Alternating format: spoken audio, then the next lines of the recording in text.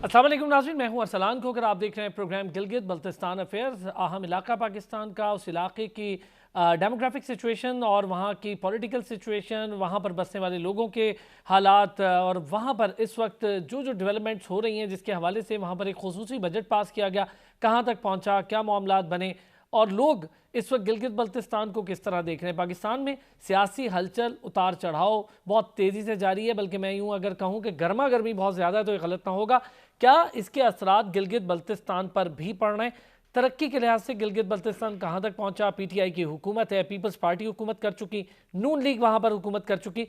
अब है मौका पाकिस्तान तहरीक इंसाफ के पास, और पीटीआई ने अब तक जो कुछ किया उस पर भी बात करेंगे। और पीटीआई ने बड़ा बजट तो पास करवाया ही, क्या वो बजट के खदोखाल अब दिखना शुरू हो चुके हैं या नहीं, इस पर भी बात करेंगे। वहाँ की तालीम की सूरत हाल, सेहत की सूरत हाल, ग्राउंड्स की सूरत हाल, क्योंकि इतना खूबसूरत इलाका है, अगर वहाँ ग्राउंड्स बना दिए जाएँ तो वहाँ पर हॉकी, क्रिकेट से लेकर तमाम मैचेस हो सकते हैं। और पोलो एक ऐसा गेम है जो इन्हीं खूबसूरत इलाकों में खेला जाता है। आप चित्राल पोलो के हवाले से बहुत पॉपुलर है, लेकिन गिलगित बल्तिस्तान, अस्तौर और दीगर इलाकों की इस वक्त क्या सूरत हाल है, उस पर भी बात करेंगे। पाकिस्तान मुस्लिम लीग नून के रहनुमा राना मोहम्मद फारूक साहब ने हमें ज्वाइन किया। उनके साथ साथ हमें ज्वाइन किया अब्बास मूसवी साहब, रहनुमा पाकिस्तान पीपल्स पार्टी हैं। दोनों हज़रात का ताल्लुक गिलगित बल्तिस्तान से है।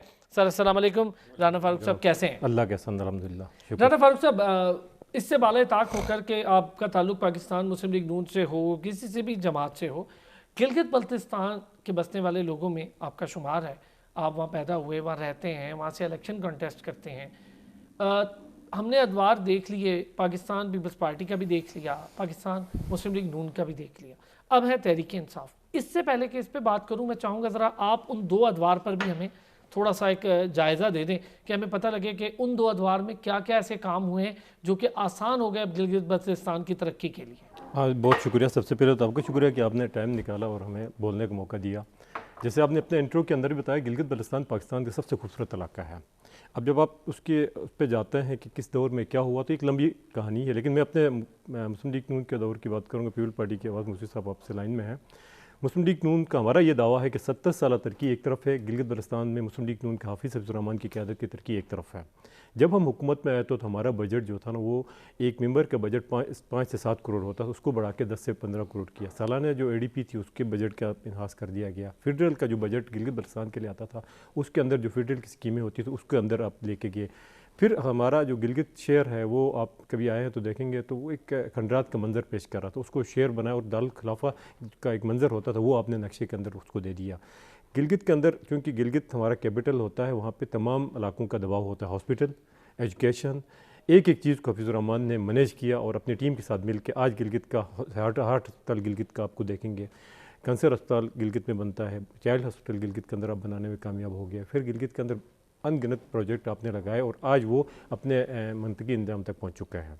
रहा मसला पीटीआई की हुकूमत का, तो पीटीआई एक नारे पे आई थी, जैसे तब्दीली सरकार का यहाँ पे नारा था, वो तब्दीली सरकार ने गिलगित बल्तिस्तान के अंदर भी एक नारा लगाया कि हम इस कौम को तरक्की के रास्ते पे गामज़न करेंगे। बजट की जहाँ तक ताल्लुक है, कोई बजट पास नहीं हो गया। 370 अरब का एक ऐलान है, वफाक की हद तक है, फाइलों के अंदर वो घूम रहा है। गिलगित बल्तिस्तान अभी तक वो ग्राउंड नहीं हो चुका है। 370 तो बहुत दूर की बात अब बता रहे हैं, 70 रुपये आज तक फील्ड में नहीं लगे हैं। हमारा ताल्लुक अस्तौर से है, डिस्ट्रिक्ट अस्तौर गिलगित बल्तिस्तान का सबसे पसमानदा इलाका है, आप जाके आए हैं। हमारी ख्वाहिश उस वक्त भी ये थी और आज भी ये है कि हॉस्पिटल की हालत नागुफ्तगा है। सर, सबसे इम्पॉर्टेंट चीज़ सर, अगर हम देखें किसी भी इलाके की तरक्की के लिए, उसमें सबसे पहले सड़कें आती हैं, उसके बाद हॉस्पिटल्स और स्कूल्स आते हैं, और फिर वहाँ पर रोज़गार के मौके आते हैं। जब ये प्रोजेक्ट आएंगे तो लोगों को रोज़गार मिलेगा। आप हवा में फायर करते जाएंगे तो ग्राउंड पे कोई चीज़ नहीं आएगी, तो लोगों को मौके, देखें प्रोजेक्ट से मौके आते हैं। आप प्रोजेक्ट लगाएंगे तो उन्हीं प्रोजेक्ट के अंदर लोगों ने एडजस्ट होना होता है। अस्तौर रोड की हालत उस चीज़ उससे बदतर है। हफीज़ुर रहमान की क़यादत में अस्तौर में 70 करोड़ की 60 करोड़ का एक प्रोजेक्ट आता है, वो फेज़ 1 का लग गया था। इनका दावा ये था कि हम इसको रोड को बनाएंगे, अभी भी ये कह रहे हैं कि हम रोड बनाएंगे, बनते हुए नज़र नहीं आ रही है। हॉस्पिटल के बारे में ये कहा गया कि हम डे 1 में इनका ऐलान था कि हम बहुत जल्द इस हॉस्पिटल की अपग्रेडेशन करेंगे, डॉक्टर्स को लाएंगे। जो डॉक्टर थे वो भी चले गए हैं।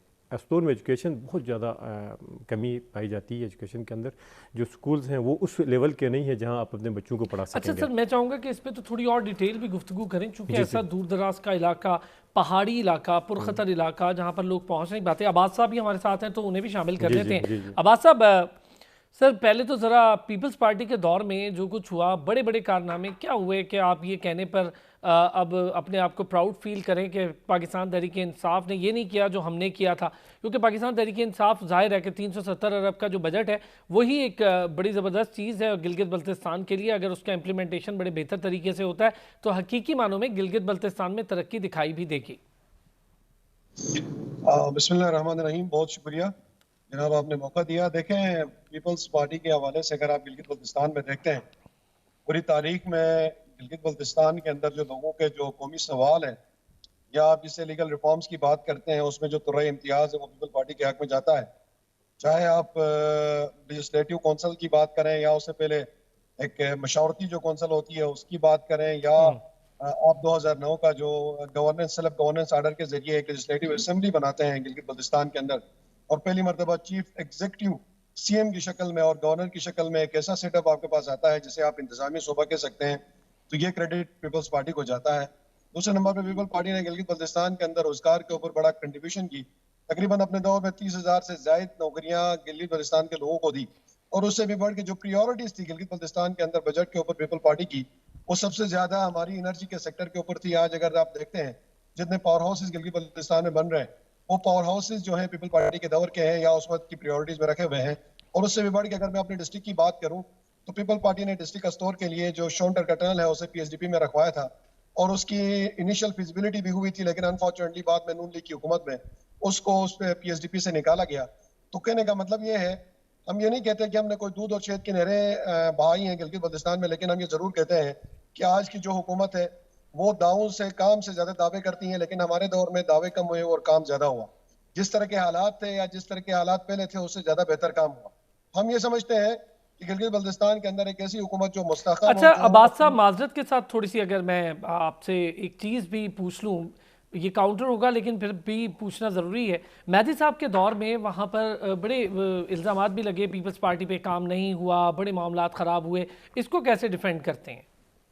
دیکھیں جی، اگر کوئی الزام لگا ہے کسی قسم کے کسی بھی کرپشن کا تو اس کے لیے آپ کے پاس ادارے موجود ہیں. آپ کے پاس نیب ہے، آپ کے پاس عدالت ہے، اسے آپ چارج کریں، وہاں پہ لے جائیں، اسے سزا دے دیں. لیکن انفارچونیٹلی جو غلط کام ہوئے وہ بیوروکریٹس نے کیا، اور اس کا الزام لے جا کر ہمارے مہدی شاہ صاحب کے اوپر لگایا، جو ہمارے پولیٹیکل لوگ ہیں ان کے اوپر لگایا گیا. یہ ایک پرانی واردات ہے اس ریاست کے اندر. ہمیشہ سے بیوروکریٹس اور اسٹیبلشمنٹ برے کام کرتی ہے، اور اس کا جو کچرا بچتا ہے یا جو گندگی ہوتی ہے وہ سیاسی لوگوں کے اوپر ڈال دیا جاتا ہے. تو ہم یہ سمجھتے ہیں کہ اس وقت کا جو جس طرح کے بھی الزامات تھے اس کے اوپر ہمارے لوگوں کے اوپر جو مقدمے بنے اس لیکن میں ہمارے جو منسٹرز عباس تھے، صاحب آپ کی بات بالکل مہدی شاہ درست ہے، صاحب میں اس بات سے اگری کہ دیکھیں سیاسی لوگوں کو فیس کرنا ہوتا ہے، لیکن اس حد تک اگری، پر کام بھی سیاسی لوگوں کے ہی ہوتے ہیں، پھر سیاسی لوگوں کو آگے کام کرنا ہوتا ہے. آپ نے لیجسلیشنز کی بات کی، بالکل ٹھیک. میں سمجھتا ہوں کہ جب حقوق ملنے کی بات ہو رہی تھی تو لیجسلیشنز میں پیپلز پارٹی کا کردار واضح بھی تھا. لیکن کیا سر ڈیولپمنٹ کے حوالے سے پیپلز پارٹی اپنے کردار پہ کوئی بات کر سکتی ہے اس ٹینیور میں جب ان کے پاس حکومت رہی؟ دیکھیں جناب، ڈیولپمنٹ کے حوالے سے بھی اگر آپ بات کریں گلگت بلتستان میں تو آپ کمپیئر کس سے کریں گے؟ آج سے تو نہیں کریں گے نا. 2009 کی حکومت کا کمپیریزن آپ پچھلی حکومت سے کریں گے جو لاسٹ کاپ لیگ کی حکومت تھی. آپ گلگت بلتستان میں جا کے دیکھیں کاپ لیگ نے کیا کام کیا اور پیپل پارٹی نے کام کیا کیا ہے. تو میں یہ سمجھتا ہوں کہ پیپل پارٹی کا 30,000 نوکریوں کا ریکوزیشن فیڈل سے لے کر آنا یہ کوئی چھوٹا کام ہے. آج پی ٹی آئی کی جو حکومت ہے وہ 3,000 بندے لے کر نہیں آ سکتی، 3,000 سیٹیں نہیں لے کر آ سکتی ہے. تو اسے آپ چھوٹا کام سمجھتے ہیں. چلے یہ بات بھی ٹھیک ہے. کچھ ایڈ کر، مجھے مسکرا رہے ہیں رانا صاحب، کچھ ایڈ کرنا چاہے تو کریں. میں اس لیے مسکرا رہا تھا کہ موسی صاحب بڑے اچھے بولنے والوں میں سے ہیں. دیکھیں ابھی ہم الزام تراشیوں پہ نہیں جانا چاہتے کس نے کیا کیا کیا نہیں کیا. سر تو بہت ہو گیا نا، اسی پہ تو چل رہی ہے سارا معاملہ. اب تو کوئی کام ہے کیا ہے، ابھی سے ہم نکلیں اس قوم کو.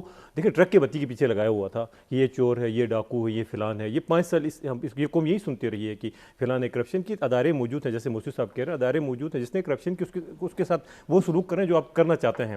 آج یہ قوم ڈیلیوری چاہتی ہے. ڈیلیور کیسے ہو جائے اس علاقے کے اندر؟ دیکھیں ہم 370 ارب روپے کی تو بات تو کرتے ہیں. آپ نے ان سے بھی سوال کیا کہ آپ نے کیا کیا. ان سے بھی کل یہ سوال ہوگا کہ آپ کی حکومت پی ٹی آئی کی رہی گلگت بلتستان میں، آپ نے کیا کیا. ہم یہ سینہ تان کے کہہ سکتے ہیں کہ مسلم لیگ نے اپنے دور میں کام کیا ہے. اچھا سر، میں چاہوں گا ایک بریک لوں نا، میں پھر واپس آتے ہیں، پھر یہ جو کام کیا ہے اس پر بھی بات کرتے ہیں. اور جو وہاں پر میں گیا تو میری لوگوں سے بات ہوئی، انہوں نے کچھ اچھی چیزیں بھی کہیں اور کچھ چیزوں کے حوالے سے انہوں نے سوالات بھی اٹھائے. میں آپ کے سامنے بھی اٹھا لیتا ہوں چونکہ وہ وہاں کے مقامی لوگوں کے سوالات ہیں. واپس آتا ہوں بریک سے تو اس پہ بات کرتے ہیں.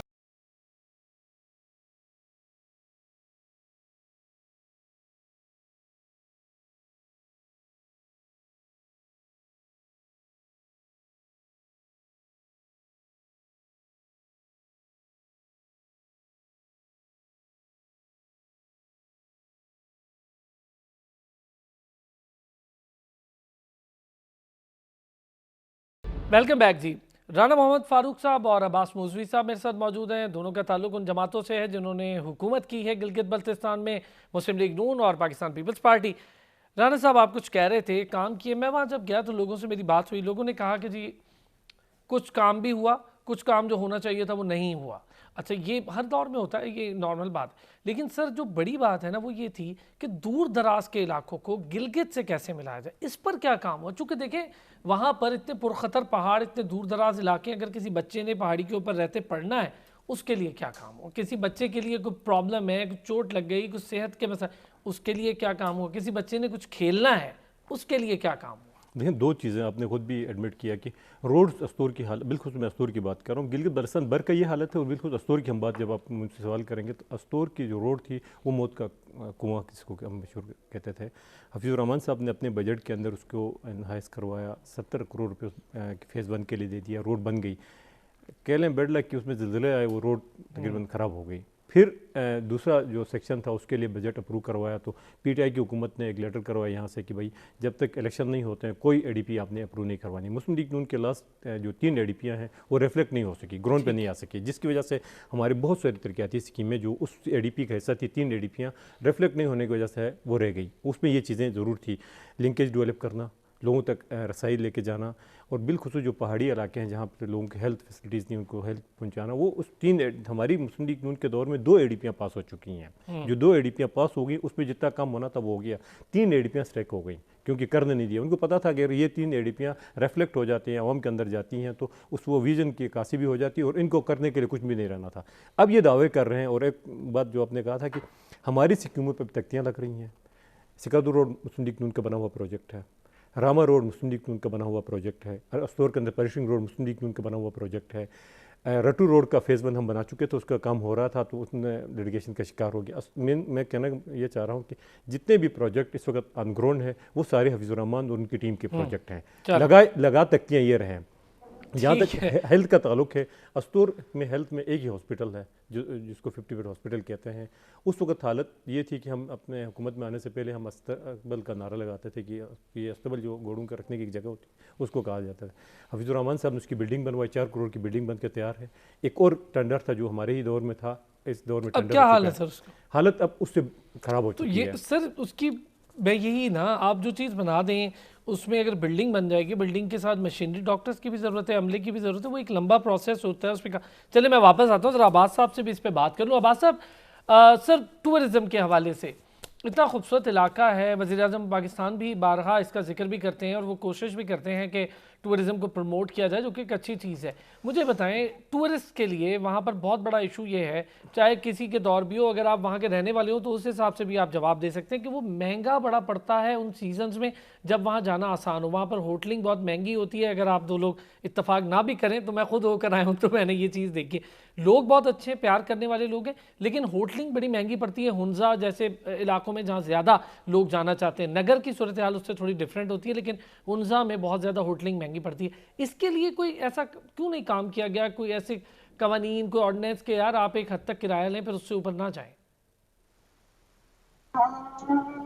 लेकिन जी एक बात तो ये है कि गिलगित बल्तिस्तान के अंदर जो टूरिज्म है, टूरिज्म इंडस्ट्री को जिस तरीके से प्रमोट किया जा रहा है, इसमें मैं ज़ाती तौर पर इत्तेफाक नहीं करता। मैं ये समझता हूँ कि गिलगित बल्तिस्तान के अंदर टूरिज्म पॉलिसी दोबारा से बनाने की ज़रूरत है। हमें जो लोकल टूरिज्म है गिलगित बल्तिस्तान के अंदर वो इतना फ़ायदेमंद नहीं है जितना हमें इंटरनेशनल टूरिज्म को प्रमोट करना चाहिए। और दूसरी सबसे इम्पोर्टेंट बात ये है कि जिस लेवल के टूरिज्म को हम प्रमोट करना चाहते हैं, जितने लोगों को यहाँ पे लाना चाहते हैं, उन लोगों को रखने के लिए इंफ्रास्ट्रक्चर हमारे पास नहीं है। रोड के हवाले से, होटल्स के हवाले से, इवन आपको कोई पब्लिक टॉयलेट नहीं मिलेगा गिलगित बल्तिस्तान में ओपन स्पेस पे जाने के लिए। इन तमाम सूरत हाल को देखते हुए मैं ये समझता हूँ कि इस पॉलिसी को रीएड्रेस करने की जरूरत है। इसके लिए प्रॉपर बजट एलोकेशन की जरूरत है और इसको प्लानिंग करने की जरूरत है कि अगर 7 लाख लोग गिलगित बल्तिस्तान में आते हैं उनको कैसे अकोमोडेट किया जाएगा, पहली बात। दूसरी बात ये है कि ये जो लोकल टूरिज्म है इसका एक इम्पैक्ट आपका इथिकल इम्पैक्ट भी है, आपकी सोसाइटी और आपके कल्चर के ऊपर एक बहुत बड़ा जबरदस्त किस्म का एक असर पड़ रहा है। मैं इस प्रोग्राम की तवज्जुह से मैं ये कहना चाहता हूँ, जो लोग इस चीज को देख रहे हैं वो इस पे तवज्जो दें कि जब से टूरिज्म ज्यादा हो गया गिलगित बल्तिस्तान के अंदर मंशियात का इस्तेमाल ज्यादा हो गया। ये एक सीरियस किस्म का एक रिजर्वेशन है जिसके ऊपर बात करने की जरूरत है कि एक ऐसा टूरिज्म जिसके जरिए मेरी कल्चर को, मेरे लोगों को, मेरे नौजवान नस्ल को अगर तबाह किया जाएगा तो उस तरह का टूरिज्म मुझे नहीं चाहिए। میں یہ سمجھتا ہوں کہ اس ریاست اور اس حکومت کے لوگ اس طرح کے ٹوریزم کو پروموٹ کر رہے ہیں جس کے ذریعے وہاں پہ لوگ ایک قسم کی عیاشی کرنے کے لیے وہاں پہ آئے، تو میں یہ سمجھتا ہوں کہ ایک بڑا نامناسب سا طریقہ ہوگا. سر دوسری جو آپ ٹورزم نے میں عباس مصطفی صاحب، ٹورزم دیکھیں، ٹورزم اگر آپ انٹرنیشنل ٹورسٹ کی بات کرتے ہیں تو اس کے لیے ماحول سازگار ہونا نہ ہونا یہ ظاہر ہے حکومت کی ذمہ داری ہوتی ہے کہ وہ پرووائڈ کرے. اب اتنا تو ہے، میں خود دیکھ کر آیا ہوں، ٹورسٹ بہت آئے ہیں.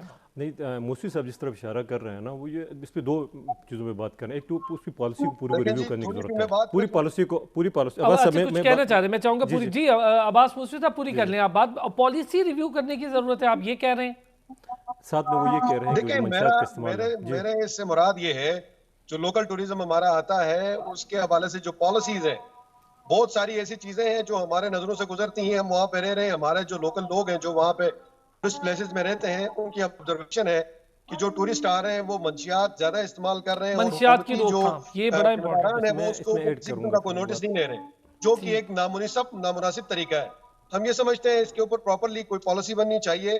اس طرح کے لوگ جو اس علاقے کے فضا کو پلیوٹ کرنے کے لیے آتے ہیں، انہیں ہم کسی صورت بھی ویلکم نہیں کر سکتے. بالکل سر، یہ ان کو چلے، یہ ویلکم تو میں کرنے سے اگری، ہمارے یہ تو کلچر سر کو اوپر اگری، اثر پڑے گا، یہ تو ہماری ایک ویلیوز کو بھی کسی اثر بھی پڑے گا. علاقے کے لیے ایک بالکل ٹھیک ہے. عباس مصطفی صاحب اچھا پوائنٹ ہے یہ کہ منشیات کو موسی صاحب روک کا تھام پوائنٹ بہت اپنی ضروری جگہ پہ ہے منشیات کے حساب سے. لیکن اور اب جو گلگت بلتستان میں جو 7 لاکھ 8 لاکھ 10 لاکھ جو لوگ آتے ہیں نا، اس کا انڈسٹری پہ کوئی فرق نہیں پڑ رہا ہے، آپ کی ٹورزم پہ کوئی فرق نہیں پڑ رہا ہے. کیوں وہ سر، لوگ کیوں اس نہیں پڑھ لیے رہے؟ نہیں لوگ پڑ رہا آتے ہیں، وہاں ہے رہتے ہیں، کھانا اس لیے کھاتے ہیں، نہیں. چیزیں ہاں خریدتے ہیں، تو ہاں، وہاں پڑھنا چاہیے نا. پر یہی ہے. لوگ یہاں سے اپنا سارا سامان لے کے آتے ہیں، ایون کٹ، ایک کٹ ان کے پاس ہوتی ہے. ہوتا یہ ہے کہ جب اب تک آپ اپنی ہوٹل انڈسٹری سر کو اس بوم کی اپ نہیں کریں گے، میں اس کی ایک آپ کا ریزن سوال آپ اسی سے پہ آتا ہوں. میں ایک ریزن بتاؤں. ہاں میں خود بھی، آپ دو حضرات جی بہتر جانتے ہیں سر، جب ہوٹلز مہنگے ہوں گے نا ہاں تو اسی لوگ پہ میں بات مجبور کر. ہوں اب گے. ہوٹل کے مہنگے کے حوالے سے بتا دیکھیں، اب موسی صاحب نے یہ کہا کہ اوور آل پالیسی کو ریویو کرنے کی ضرورت ہے. دیکھیں جہاں ٹورسٹ جانا چاہے وہاں روڈ ہونی چاہیے، ٹریکنگ ہونی چاہیے، پانی ہونا چاہیے، پانی ہونا چاہیے، ٹوائلٹس ہونے چاہیے، پبلک ٹوائلٹس ہونے چاہیے، تاکہ وہ ایزی ایکسیس ہو اور ایزی فیل بھی کر سکے. یہ تو ریکوائرمنٹس آئیں گے ٹورزم کی. ہم یہ چاہتے ہیں جو ہمارا علاقہ ہے اس کو سیو کیسے کریں گے، ہماری کلچر کو ہم کیسے سیو کریں گے. اور کلچر ہی ہماری ایک چیز رہ گئی جس کو ہم بچا کے لے کے جا سکتے ہیں. دکھانے کے لیے ہمارے پاس اور کچھ تو بچا نہیں ہے. اب گلگت بلتستان جہاں پہ خوبصورت پہاڑ ہیں، لوگ ہیں، ہمارے خوبصورت کلچر بھی ہوتا ہے. اس کلچر کو ریویو کرنے کے لیے بھی جیسے ہمارے ٹورزم ڈپارٹمنٹ ہے، بہت سوری ٹو سے کہوں گا کہ گلگت بلتستان کا ٹورزم ڈپارٹمنٹ جتنا خستالی کا شکار ہے کوئی ادارہ نہیں ہوگا. ہر 3 مہینے کے بعد اس کا سیکٹری چینج ہو جاتا ہے، اس لیے کہ اس پالیسی سمجھنے سے پہلے سیکٹری چینج ہو جاتا ہے. آج تک کوئی central policy Gilgit Baltistan tourism department کی گلگت کے لوگوں کے لیے نہیں آئے گی، نہ گلگت کے لوگوں کے لیے آئی، نہ باہر سے آنے والے لوگوں کے لیے آ گئی. جو بات سب کہہ رہے ہیں 2 منٹ کے لیے ہمارے پاس ٹورسٹ پولیس بھی بن چکی ہے. اگر آپ کو ایسا کہیں ایشو لگتا ہے کہ ٹورسٹ لوگ آتے ہیں ان کے ساتھ منشیات یا جو چیزیں استعمال ہو رہی ہیں، وہ روک تھام کے لیے آپ کے پاس ادارہ ہے، اس کے ساتھ رکوا سکتے ہیں. لیکن جو جنرل بات ہے گلگت بلتستان کے لوگوں کے لیے اس ٹورزم سے فائدہ نہیں ہو رہا ہے. اس لیے کہ آپ کے بقول آپ کہہ رہے ہیں ہوٹل مہنگا ہے. ہم کہتے ہیں ہوٹل تو ہے ہی نہیں، بہت کم ہوٹل ہیں گلگت بلتستان میں. آپ نے ہنزا کی مثال دی، سر ہنزا میں ہے، ہنزا میں ہیں، لیکن اب ہوا یہ ہے کہ ظاہر انتظامیہ وہاں بیٹھی ہوئی ہے، انتظامیہ کا ایک ریٹ لسٹ بنتی ہے اور ریٹ لسٹ کے حساب سے لوگ کرایہ دیتے ہیں. ان کیس اگر کسی نے زیادہ لیا ہے، جیسے مری کا واقعہ ہمارے سامنے ہے، مری میں لوگ اب ٹورسٹ نہیں سر جاتا ویسے ہے. اگر ان کیس نہیں، میں ایک اپنا بھی آپ سے ایکسپیرینس شیئر کر رہا ہوں کہ جب ہم گئے تھے تو ہمیں قدرے مہنگا لگا تھا کہ وہاں پہ لوگ اگر جائے اتنے دور دراز کے علاقے میں ٹریول کر کے جاتے ہیں، پیٹرول خرچ کے جاتے ہیں، رہنا چاہتے ایک ہیں. اور چیز، میں پچھلے سال یہاں سے ناران کاغان سے جا رہا تھا گلگت. ہماری وین کہیں خراب ہو گئی جی، گاڑی میری خراب ہو گئی ناران کے اندر. میں ٹینٹ کے اندر 7,000 روپے ٹینٹ کا پے کر کے رہا ہوں، ٹینٹ میں پے کر کے رہا ہوں رات کو سر یہ پھر ناران کے ہاں، اندر، یہ تو پیک پہ، سب جگہ کے لیے پیک پہ. بالکل. اب یہ سینٹرل پالیسی بننی چاہیے کہ ناران ہو، گلگت بلتستان ہو، آزاد کشمیر ہو، مری ہو. یہ پالیسی آپ نے دینی مرکز سے آپ نے لینی ہے کہ آپ جائیں گے تو آپ کے ساتھ کون کون سی چیزیں ہونی چاہیے. آپ دیکھیں مری کا ایکسیڈنٹ جو ہوتا ہے وہ چھوٹا ایکسیڈنٹ نہیں تھا، بر وقت ان کو اقدامات اگر ہو جاتے تو وہ ساری یہی چیزیں گلگت بلتستان کے اندر بھی ہے. ٹورزم کے حوالے سے ہم بڑی دعویٰ کرتے ہیں گلگت بلتستان ایشیا کا ٹورزم کے لحاظ سے یہ ہے وہ، لیکن عملاً آج تک اس پہ کام نہیں ہوا ہے. کام ہوتا نا، دیکھیں اب نیپال کے اندر آپ جائیں، ملیشیا کے اندر آپ چلے جائیں، ان کی انڈسٹری صرف ٹورزم پہ چلتی ہے. درست. ٹھیک ہے، اس سے زیادہ موقع گلگت بلتستان کے اندر ہے. ملیشیا فیل ہو جائے گا اگر آپ گلگت بلتستان کے اندر چلے کام سر، کریں گے. میں ذرا ایک بریک لے لوں. بریک کے بعد جب واپس آؤں گا تو کافی زیادہ بات ٹورزم، ہیلتھ اور ایجوکیشن پر تو ہو ہی رہی ہے. ایجوکیشن کے ساتھ ساتھ کھیلوں کی سرگرمیوں پر بھی بات کرنی چاہیے. کھیلوں کے لیے کیا کیا مواقع ہیں، پولو کے لیے وہاں کیا مواقع ہیں، کیونکہ وہ بڑا خوبصورت کھیل ہے اور پاکستان اس کے لیے جانا جاتا ہے پوری دنیا میں. واپس آتے ہیں بریک سے تو اس پہ بات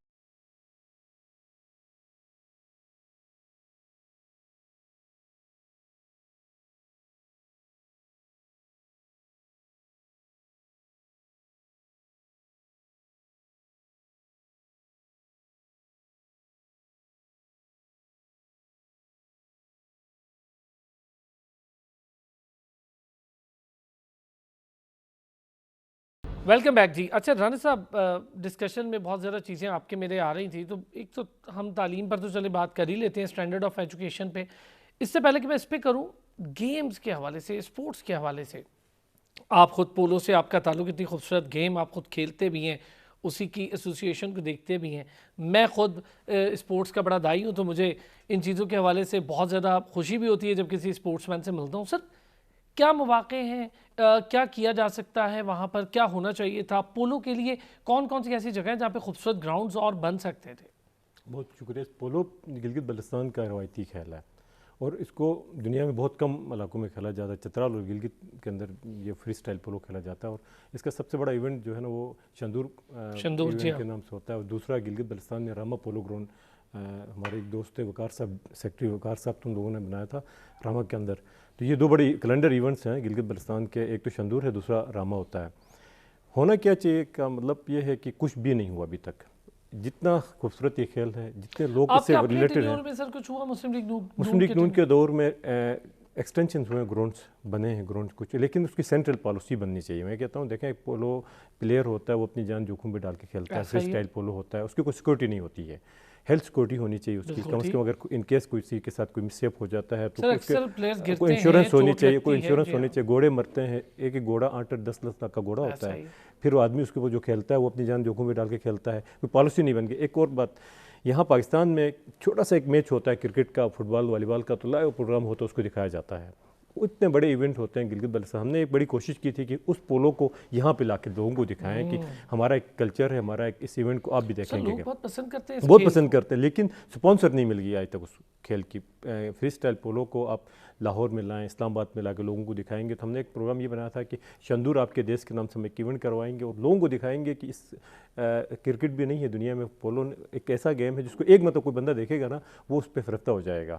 اور اس کی جو ٹیکنیکل چیزیں ہیں, کیونکہ یہاں جو پولو کھیلا جاتا ہے اس میں امپائر ہوتا ہے, کہیں اسٹک آؤٹ جاتی ہے تو وہ روکا جاتا ہے. وہاں پہ جتنے آپ سپیڈ سے جاتے ہیں, ٹکرتے ہیں, کھیلتے ہیں, اس کا اپنا ایک مزہ ہے.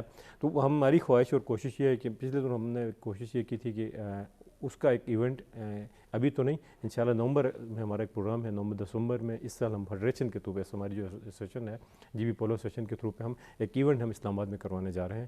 اس میں ہم لوگوں کو یہ دعوت دیتے ہیں, آپ آ کے دیکھیں کہ یہ گیم کتنا خوبصورت ہے اور اس سے لوگ کتنے. اچھا سر یہ بتائیں, نوجوان نسل اس میں انٹرسٹڈ ہے؟ بہت زیادہ. اچھا, گلگت بلتستان میں یہ ایک ایج جاتا ہے کہ جو یوتھ ہے وہ پولو کھیلتی ہے. گڈ, ٹھیک ہے کہ نہیں. فٹ بال بھی کھیلا جاتا ہے گلگت بلتستان میں, کیونکہ اسٹیمنا لوگوں کا بڑا زبردست ہوتا ہے, وہاں پہاڑی علاقوں میں لوگ رہتا ہے.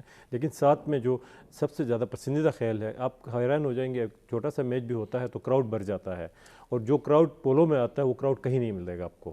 ٹھیک ہے کہ نہیں ہے. تو اس کی فروغ کے لیے ایسے چیزیں ہونی چاہیے کہ لوگ. سر ایک چھوٹا سا, چونکہ وقت کی کمی ہے تو آخری سوال یہ ہے کہ جابس کے حوالے سے کتنی کریشن کر پائی پاکستان تحریک انصاف یا نون لیگ یا پیپلز پارٹی جو بھی رہے؟ ان کا ہم بات کر رہے ہیں تو ابھی تک تو میں نے کہا نا کہ ایک کوئی چیز سنگل چیز ان کی مارکیٹ میں نہیں آئی ہے. ہوا میں دعوے ہیں اور یہ کہہ رہے ہیں کہ ہم بہت کچھ کریں گے. آج ہم جہاں پہ بیٹھے ہوئے مرکز میں, ان کا مرکز بھی ڈوبتا ہوا نظر آ رہا ہے. پھر آپ کے سواری تو سے ایک اور آپ کے ایڈ کروں گا, یہ جو موجودہ صورتحال ہے گلگت بلتستان کی, اس کا بڑا امپیکٹ جائے گا. ہمیں بتایا جا رہا تھا کہ 23 مارچ کو گلگت بلتستان کو آئینی کو سیٹ اپ دیا جا رہا ہے. اگر یہ حالات یہاں ڈاماڈول ہو گئے تو, چونکہ کرنا ان لوگوں نے کچھ بھی نہیں تھا, ہوا میں پوری قوم کو لگا کے رکھا ہوا تھا. ہمارے الیکشن ہوتے ہیں نومبر میں, اکتوبر میں آ کے خان صاحب نے اعلان کیا کہ ہم گلگت بلتستان کو آئینی حقوق دیں گے. 1 سال ان کا پورا ہو چکا, وہ آئینی حقوق کہیں نہیں ملے.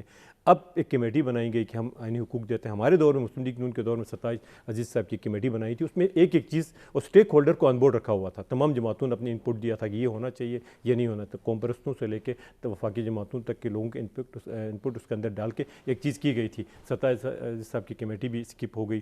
ان لوگوں نے یہ کہا کہ ہم آپ کو آئینی حقوق دیتے ہیں. کمیٹی بنائی گئی, اب تک اس کمیٹی کا وجود نہیں ہے. پچھلے دنوں ایک بیوروکریٹس پہ مشتمل ایک کمیٹی بنائی گئی کہ آپ اپنا ان پٹ دے دیں کہ آپ کیا چاہتے ہیں. ٹھیک ہے کہ ان کی بھی ایک ان پٹ اس کے اندر شامل ہو گئی. کہنے کا مطلب یہ ہے کہ جب تک آپ گلگت بلتستان کے لوگوں کو اس کا آن بورڈ نہیں لیتے ہیں, ان سے آپ رائے نہیں لیتے ہیں, یہ ساری چیزیں ہوا کے اندر ہیں.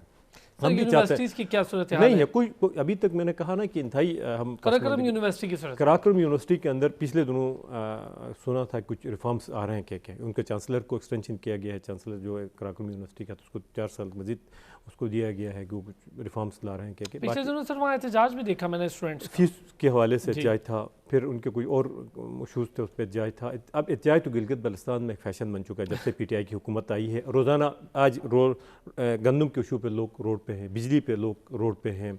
अच्छा, फिर और महंगाई गिलगित बल्तिस्तान पाकिस्तान की तरह गिलगित बल्तिस्तान भी के लोग भी हमसे शहरी हैं, वहाँ गुर्बत यहाँ से ज़्यादा है, वो लोग भी इसका शिकार हैं।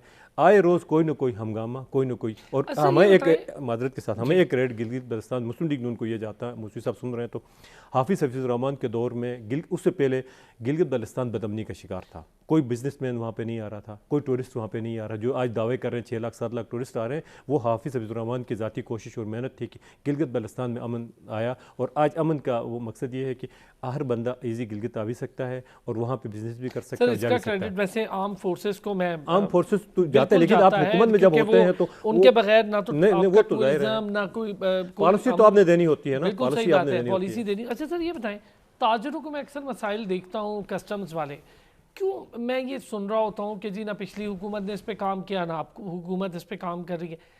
जो कस्टम क्लियरेंस वाले इश्यूज़ हैं, कंटेनर्स फंसे रहते हैं, वहाँ पे बड़ा मसाइल होते हैं। अच्छा, फिर एक ही तरफ से आए, हमारी तरफ से क्या जाता है, ताजरों को कितनी वहाँ मुश्किलात हैं, ड्यूटीज़ कितनी हैवी, इसके लिए क्या होना चाहिए ये बता दें और कब होना चाहिए। अब हैरान हो जाएंगे, सुस्त बॉर्डर हमारा है सर, ठीक है क्या नहीं है। अब इस पे जब हम जाते हैं तो कोई और कटागोल जाता है। सुस्त बॉर्डर के अंदर आज तक ये तय ही नहीं हो गया कि गिलगित बल्तिस्तान को क्या मिलेगा। इस उस बॉर्डर पे आने वाले हम सिर्फ दुआएं लिखते हैं गिलगित बल्तिस्तान के लोगों को। CPEC बन रहा है गिलगित बल्तिस्तान के अंदर, कोई उसका सेंट्रल पॉलिसी आज तक वाज़ा नहीं की गई है कि गिलगित बल्तिस्तान को CPEC से क्या मिलना चाहिए और क्या मिल रहा है। ताजिर तब भी अपग्रेड होगा ना जब आप कोई प्रोजेक्ट उनको दे देंगे, आपकी माशियत ठीक होगी। तो ताजिर जहाँ CPEC से लोग रिलेटेड हैं उनका कहना ये है कि अगर यही सूरत हाल रही है तो गिलगित बल्तिस्तान के लोगों को इस CPEC से कोई फ़ायदा नहीं हो रहा है। अब एहतजाज वो लोग कर रहे हैं जो उसको समझ रहे हैं कि CPEC तो बनेगा लेकिन गिलगित बल्तिस्तान को क्या मिलेगा। चाइना पाकिस्तान दोस्ती बड़ी मशहूर है। ये तो हो गया एक अलग मैटर। मुझे ये बताएं कि जो ताजिर सेंट्रल सिटीज़ में मौजूद हैं जिनका ज़्यादातर कारोबार कपड़े से मुंसलिक है या ड्राई फ्रूट्स हैं, पूरे पाकिस्तान में ड्राई फ्रूट जाता है। ख़ास तौर पे अगर मैं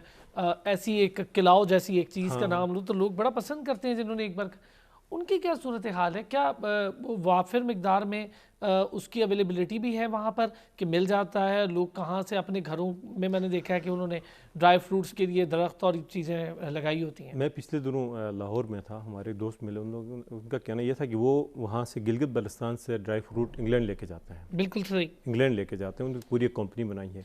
ये मौके गिलगित बल्तिस्तान के लोगों को मैसर नहीं है। वहाँ पे कोई एक सेंट्रल आपकी इंडस्ट्री होनी चाहिए, ड्राई फ्रूट आप स्टोर करें, कोल्ड में रखें, उसको फिर आगे लेके जाएँ। गिलगित बल्तिस्तान प्रोसेसिंग यूनिट्स होने चाहिए ताकि वहाँ से लेके आप लेके जाएं। उस शख्स से मैंने जब पूछा तो उसने कहा कि इंग्लैंड में सबसे ज़्यादा जो ड्राई फ्रूट बिकता है चलगोज़ा, बादाम, अच्छा जो आप बता रहे हैं किलाओ, वो गिलगित बल्तिस्तान के इंग्लैंड के अंदर लोग खाते हैं। बहुत स्पेशल चीज़ें हैं उसकी, और हमें उन चीज़ों का इदराक नहीं है, इसलिए कि हमें वाफिर मिकदार में होती है, उसको चलाने का हमें कोई आज तक कोई ट्रेनिंग नहीं हुई। दुकानदार हैं, उनकी सूरत हाल क्या है? क्या वहाँ पर दुकानों के किराए और उससे मुंसलिक और फिर घर के जो अखराजात हैं वो निकल आते हैं वहाँ पर जो लोग हैं, चूँकि टूरिज़्म तो है बहरहाल?